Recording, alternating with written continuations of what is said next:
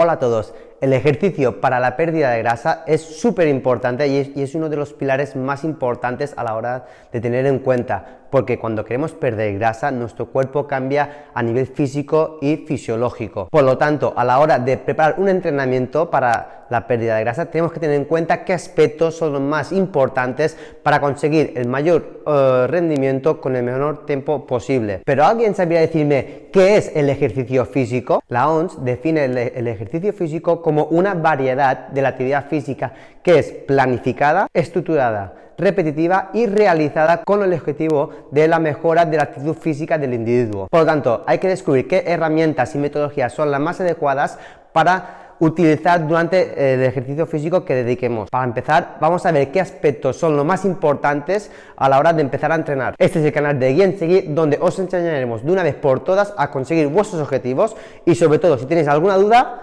lo ponéis en los comentarios y sobre todo, también si os ha gustado el vídeo, dale un like y suscríbete de forma gratuita a nuestro canal y así para recibir todos los vídeos que iremos colgando.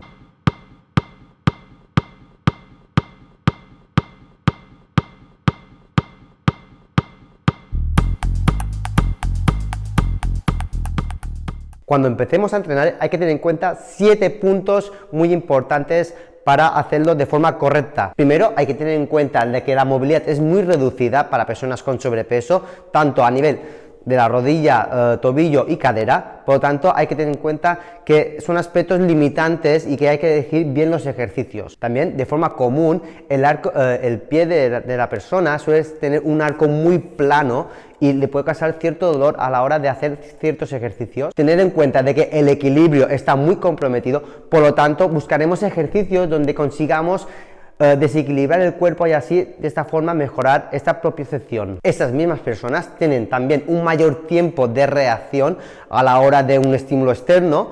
Por lo tanto, vamos a trabajar también la velocidad de reacción, causando así también una peor estabilidad con un mayor riesgo de rotura y posible lesión. Sobre todo en los hombres también podemos encontrar una sobrecarga a nivel lumbar y una atrofia a nivel abdominal, que es a consecuencia de dolores de espalda. Y sobre todo hay que tener en cuenta de que hay una descompensación muscular.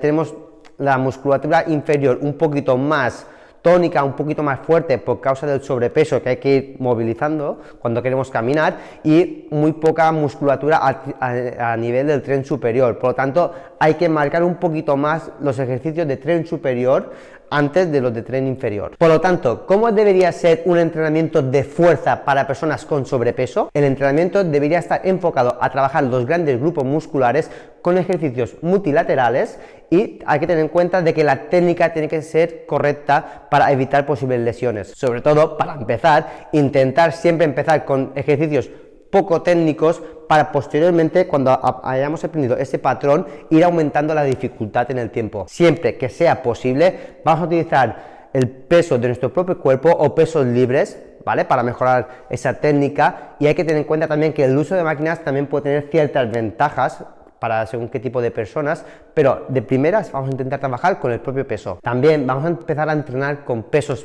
pequeños para poder hacer más repeticiones y preparar o adaptar nuestro organismo para un estímulo más fuerte o más intenso más adelante. Y si tienes que hacer entrenamiento de fuerza y entrenamiento de cardio en una misma sesión, es recomendable hacer la parte de fuerza al principio del entrenamiento y la parte de cardio al final. La pregunta, ¿cómo deberíamos hacer un entrenamiento cardiovascular en personas con sobrepeso? El primer punto súper importante es que primero hay que intentar hacer un test para trabajar la parte aeróbica. Por lo tanto, si queremos trabajar la parte aeróbica, con ese test tendremos los resultados para no pasarnos de rosca, que suele ser muy frecuente, ¿vale? Y así acostumbrar al cuerpo a oxidar más grasa como energía. Hay que buscar que el ejercicio sea con poco impacto y funcional, pero sí, con cuidado, que con poco impacto no significa que no pueda haber ningún impacto en las articulaciones. Por lo tanto, no os preocupéis, simplemente intentar reducir al máximo ese impacto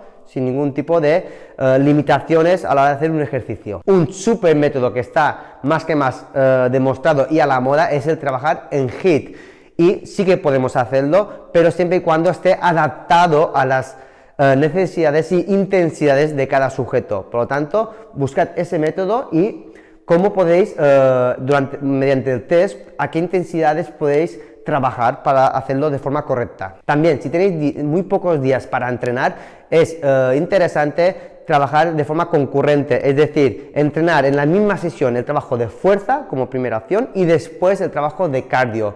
Pero eso sí, intentad hacer la combinación, porque os va a dar unos beneficios y el otro otros beneficios que de forma separada, o si no lo hacéis, mejor dicho, no os va a dar. Para comprender mejor la situación de las personas obesas, es interesante saber cómo gastan la energía durante el día. De esta forma podemos crear unas pautas de entrenamiento mucho más eficientes para ellos. Primero, hay que tener en cuenta de que el metabolismo basal de una persona obesa es mayor porque tiene que mover más cantidad de peso durante una caminada. Pero si miramos durante todo el día, esto cambia drásticamente, ya que prácticamente no suelen moverse y hay muy poco movimiento para ese aumento de metabolismo basal. Por lo tanto, hay que intentar aumentar su metabolismo basal. La termogénesis, es decir, la energía que se gasta para degradar esos alimentos que se consumen, para ese tipo de personas es mucho menor, porque existe una resistencia a la insulina y por lo tanto una menor activación del sistema nervioso simpático. Al haber una resistencia de la insulina, hay que tener en cuenta que el hipotálamo lo entiende como una forma de que tenemos que ahorrar energía y por lo tanto se maximiza o se agudiza la idea de que hay que hacer menos movimiento y conlleva, lógicamente, a reducir nuestro metabolismo para quemar menos calorías. Si quieres empezar a entrenar y sigues esos pasos, seguro que tendrás mucho más éxito que si no lo haces de otra forma. Por lo tanto, a empezar, y si tienes alguna duda, nos lo dejas en los comentarios. Adiós.